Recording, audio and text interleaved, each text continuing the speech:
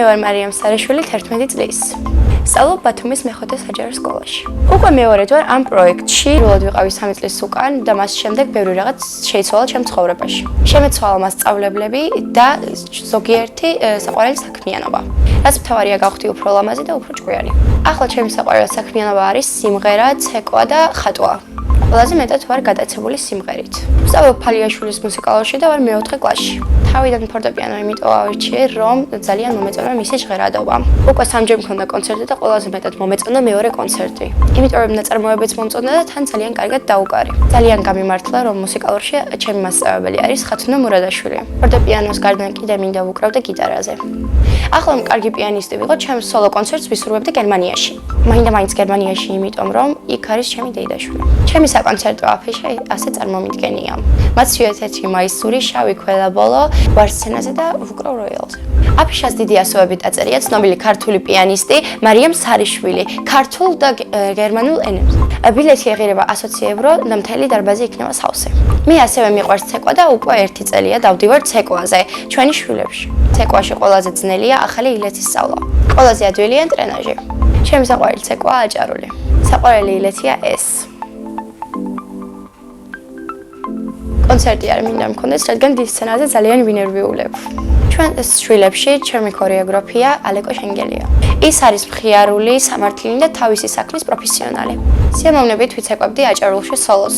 თუ დარბაზში არ იქნებოდა ხალხი, სიამოვნებით ვიცეკვებდი დიდ სცენაზე. მე მინდა მქონდეს ასეთი საკონცერტო კაბა. უნდა იყოს გრძელი, წითელი, ქართული ორნამენტებით და შავი ქამრით. ჩემი გეგმაა, რომ ცეკვაზე ვიარო კიდევ 3 წელი. ახლა მინდა ვიყო 10 წლის, რადგან ოქროს დაბადების დღე მქონდა. ჩემი ოცნების საჩუქარია საგზური პარიზში. წინა ოცნების საჩუქარი მაშუქეს ახალ წელს. ეს საჩუქარი იყო iPhone 15. ჩემი სკოლა იმიტომ მიყვარს, რომ ძალიან კარგი კლასელები მყავს და ძალიან კარგი მასწავლებლები. ჩემს კლასში ყველაზე ცალკეა ნიკას ხოლმონდ. ყველაზე ჭკვიანია მელი ირემაძე. ყველაზე მშვიდია ნია მამაიშვილი. მე ვარ ყველაზე მხიარული, ნიჭიერი და მეგობრული. ჩემი საყვარელი საგანია სპორტი. საყვარელი მასწავლებელია ქეთი დევიძე. იმიტომ რომ ჩემი პირველი მასწავლებელია და ძალიან მიყვარს.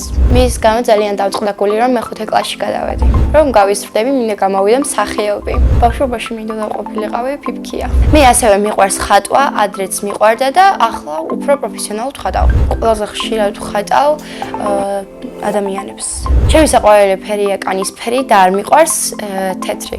ძალიან მიყვარს ფილმების ყვება და ჩემი საყვარელი ფილმია მამას შვილები. სიამოვნებით ვითამაშებდი ამ ფილმში მთავარ როლს. მე რომ რეჟისორი ვიყო, ფილმს გადავიღებდი თინეიჯერებზე.